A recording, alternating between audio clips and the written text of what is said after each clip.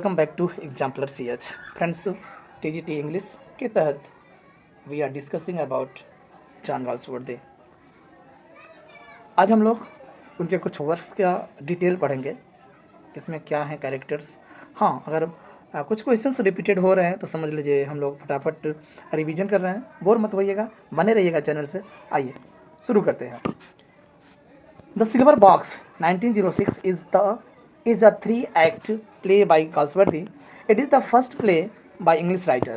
It was originally produced in London in 1906 and attracted much attention. देखिएगा, सबसे बड़ी बात है, कह रहा है कि द सिल्वर बॉक्स जो आया था ना, बहुत ही अट्रैक्टेड और अटेंशन पाया था इस प्ले ने।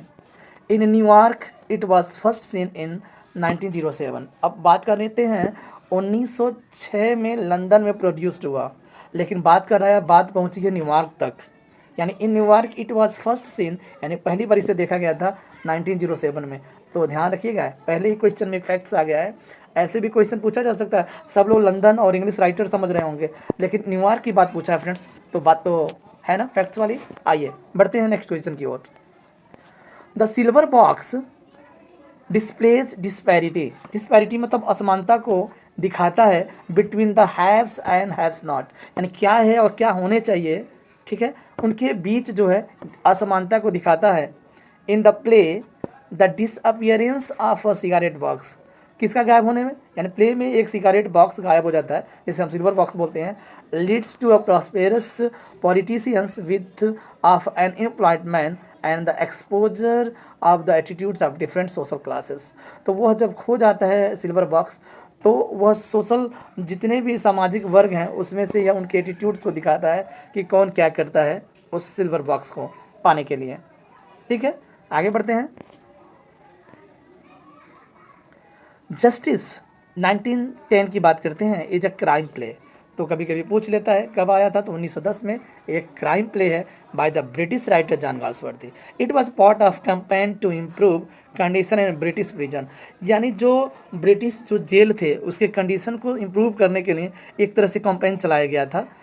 Winston Churchill attended an early performance of the play at the Duke of York's theatre in London. तो देखिए इसमें एक कैरेक्टर कह रहा है विंस्टन चर्चिल जो है अटेंड किए थे an early performance of the play at the Duke of York's theatre. कहाँ की बात कर रहा है, York theatre in London. London में यॉर्क थिएटर में भी इस प्ले को दिखाया गया था।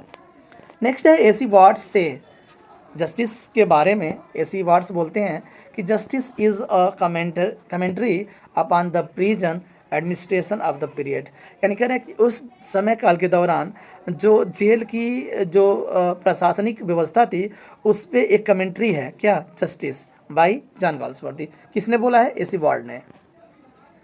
The man character of justice is William Falder. अब कौन कौन मेन कैरेक्टर हैं उसको देख लेते हैं।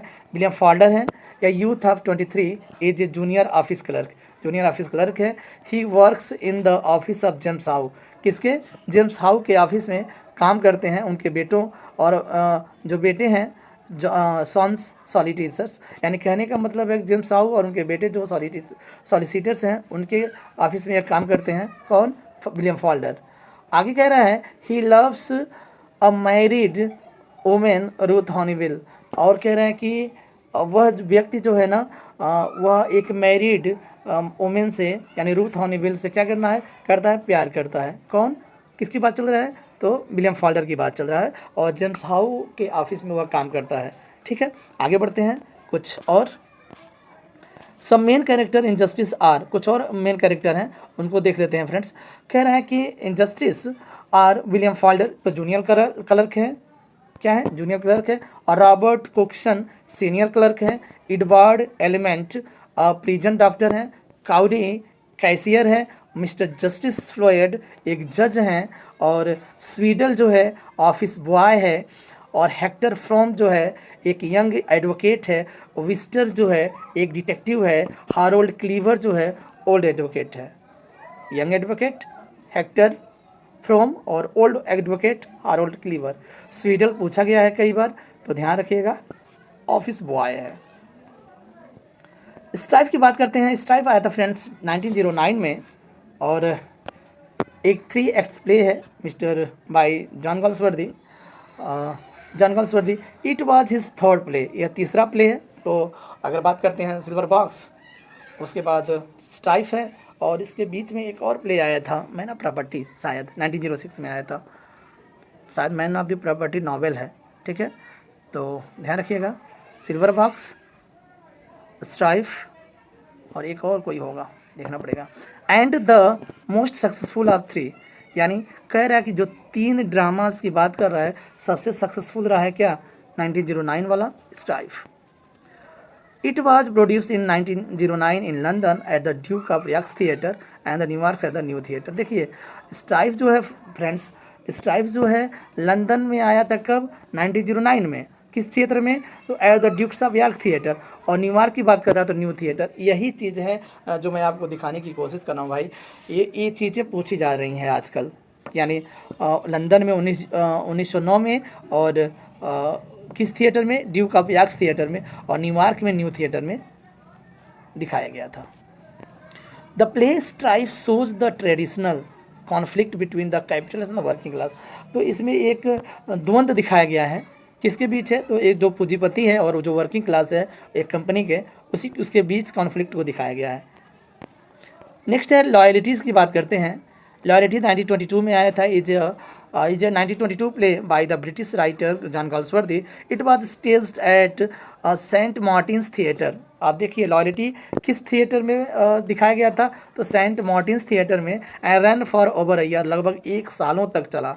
गाल्सवर्दी डिस्क्राइब इट एज, देखिए इस प्ले को यानी लॉयल्टीज प्ले को उन्होंने डिस्क्राइब किया था, the only play of mine which I was able to say when I finished it no manager will refuse this. और जब मैंने इसे समाप्त किया ना, तो कोई भी प्रबंधक, कोई भी मैनेजर इसे मना नहीं कर सका। लॉयल्टीज ऐसा प्ले था गाल्सवर्दी का। लॉयल्टीज की बात कर लेते हैं। Loyalties play is based on the racial prejudice, तो यह भी ध्यान रखिएगा, जातीय पूर्वाग्रह पर आधारित है। Of the Christian against juice, जो ज्यू होते हैं और जो क्रिश्चियंस होते हैं उनके विरुद्ध में यह पूर्वाग्रह की कहानी है लॉयल्टीज, जो 1922 में पब्लिश हुई थी। The mob 1914 is a play which peeps into the life and idealist Stephen मूर।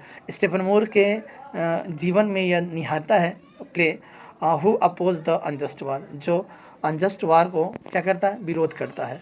नाम है द मॉब, आया था 1914 में। द फगेटिव की बात कर लेते हैं फ्रेंड्स। द फगेटिव आया था 1913 में, is a play by Galsworthy. It deals with the common problem of unhappy marriage. Unhappy यानी जो नाखुश जीवन है मैरिज लाइफ का, उस पर यह बेस्ड है द फगेटिव। नेक्स्ट है जॉर्ज डेडमॉन्ड क्लेयर, फिर रेगिनाल्ड हटिंगडन, क्लेयर्स का ब्रदर है। डोरोथी फ्लर्टन क्लेयर्स का फ्रेंड है। एडवर्ड फ्लर्टन क्लेयर्स का फ्रेंड है। मैलिस ए राइटर है। Etc are main characters of the play the Fugitive. तो ध्यान रहे George Dedmond Clare, clear important रखिएगा, पूछा जा सकता है। फगेटिव का मेन कैरेक्टर्स हैं ये लोग। विंडोज़ की बात करते हैं, 1922 में आया था, is a play by British writer John Galsworthy. Windows भी 1922 में आया था। लॉयल्टीज़ की तरह अ बीट ऑफ लव 1915 में आया था, is a play by Galsworthy. Absolute forgiveness is a main theme. क्या है, एब्सोल्यूट फॉरगिवनेस, ठीक है, फॉरगिवनेस जो है इसका मेन थीम है, क्षमा प्रदान करना। एस्केप 1926 में आया था, ब्रिटिश प्ले है, इन 9 एपिसोड, पूछा जा सकता है। एस्केप कितने एपिसोड में, 9 एपिसोड बाय गाल्सवर्दी। नेक्स्ट है the show 1925 is a play by Galsworthy. तो क्या कह रहा है, द शो जो है 1925 में आया था, प्ले है गाल्सवर्दी के द्वारा। In this play he criticised a journalist.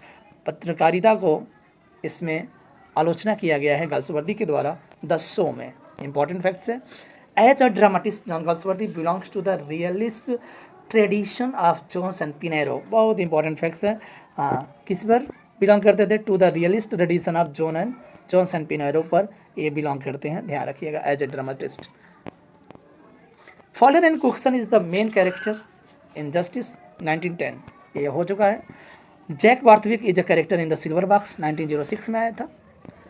In the Forsyte saga, the Forsytes belong to the typical city family, पहले भी बताया जा चुका है। The inn of tranquillity is the work of John Galsworthy, put forward John Galsworthy ideas on the drama. और इसमें वही जो आइडियाज़ होते हैं ड्रामा के, उसमें इसमें रखा गया है। The inn of tranquillity is a collection of short stories essays and other pieces. अब देखिए ऊपर कह रहा है कि the work of John Galsworthy, इसमें ड्रामा के आइडियाज़ को रखा गया है, लेकिन यह है क्या, collection of short stories essays and other pieces. Galsworthy wrote problem plays, ये भी सही है, प्रॉब्लम प्लेस लिखा करते हैं जो सोशल इश्यूज पर बेस्ड हुआ करते थे। A modern comedy is sequel to the Forsyte saga written in the years 24 to 28 and published 29। देखिए मॉडर्न जो कॉमेडी है वो फॉरसाइट सागा का एक सीक्वल है जिसमें कई नावल्स शामिल हैं। जैसे फॉरसाइट सागा में 3 नावल 2 इंटरलूड्स थे ना, उसी तरह कॉमेडी ऑफ मॉडर्न कॉमेडी में सीक्वल है फॉरसाइट सागा का। और कब से 1924 से 1928 के बीच में देखा गया, जितने भी ड्रामा इसमें शामिल किया गया और ये पब्लिशिंग जो डेट है 1929 है। ये रहा कुछ इंपॉर्टेंट फैक्ट्स। मिलते हैं कुछ इसी तरह के फैक्ट्स के साथ नेक्स्ट वीडियो में। बने रहिए with exampler C H. Bye bye, take care.